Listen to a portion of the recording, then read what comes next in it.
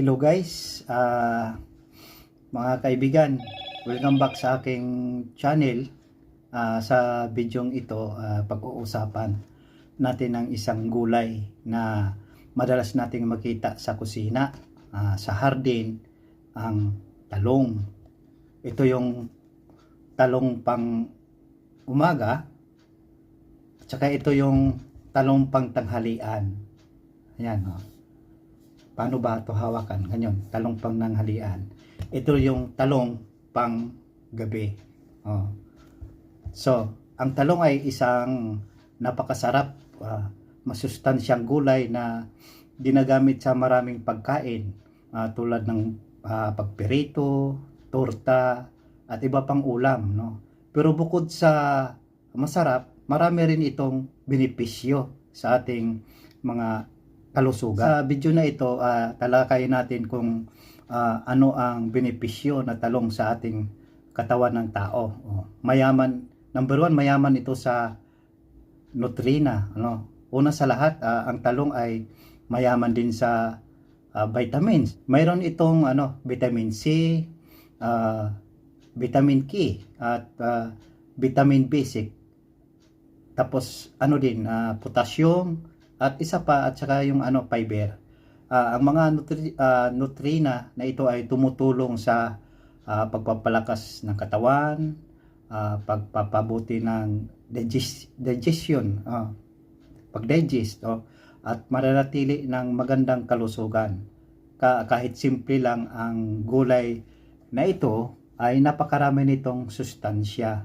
Saka yung pangalawa naman is yung mabuti para sa puso. Isa sa pinakamahalagang benepisyo ng tulong ang talong, at mabuti ito para sa puso. Ang talong ay may antioxidant, na tumutulong upang mabawasan ang masamang kolesterol, manatiling malusog ang ating puso, na magpababa ng risk ng sakit sa puso. Kaya kung gusto nating alagaan ang ating puso, magandang isama ang talong sa ating hapagkainan. Kaya lagi tayong magtalong. Tumulong din dito sa sa pagdigest. Ang talong ay may fiber, na napakahalaga sa ating digestive system. Ang fiber ay tumutulong upang madali ang pagdumi, maiwasan ang constipation. Kapag regular tayong kumakain ng talong, makakatulong ito sa maayos na pag-digest. Nakakatulong sa pag-control ng blood pressure.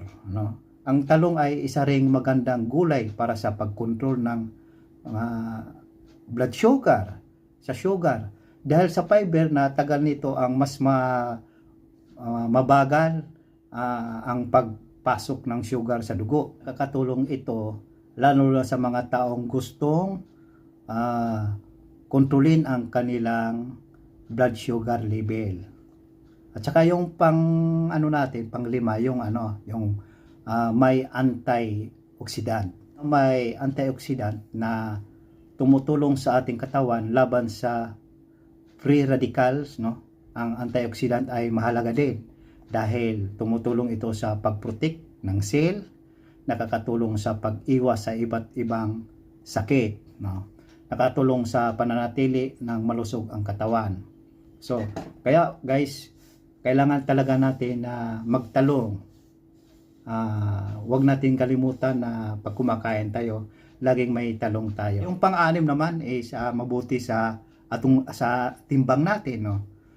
Gusto mong magpabawas ng timbang, nakatulong din dito ang talong. Bakit? Mababa sa calories, mataas ang fiber niya, nakakabusog kahit kunti lang. Kaya magandang gulay ito para sa mga taong nagda-diet sa gustong maging healthy ang ating katawan. Ito sa hardin. Bukod sa benepisyo sa katawan, ang talong ay madaling itanim sa hardin. Kung ikay mahilig magtanim, mabilis itong tumubo, kayang itanim sa lupa o sa paso, nagbibigay ng sariwang gulay para sa pamilya. Kaya mga kagardin, ang magtanim ng talong sa kanilang bakuran ay maganda talaga na magtanim tayo ng talong, no? At laging mag-uulam tayo ng talong, guys. Ang talong ay hindi lamang masarap na gulay, kundi na napakarami rin ng benepisyo na sa ating kalusugan na binabanggit ko kanina.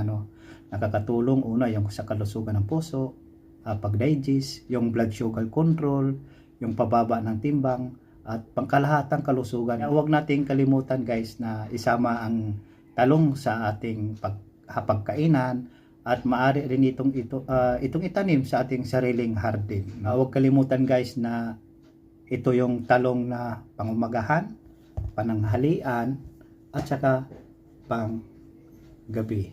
Kaya kung nagustuhan nyo yung video ko, huwag kalimutan pag-like at mag-comments at mag-subscribe sa aking channel para mas marami parang video tungkol sa halaman at sa mga healthy foods. Kaya guys, salamat sa inyo sa panunood at maraming salamat lahat. See you sa next video. Thank you guys. Ito pala si Wilson Home Garden. Salamat.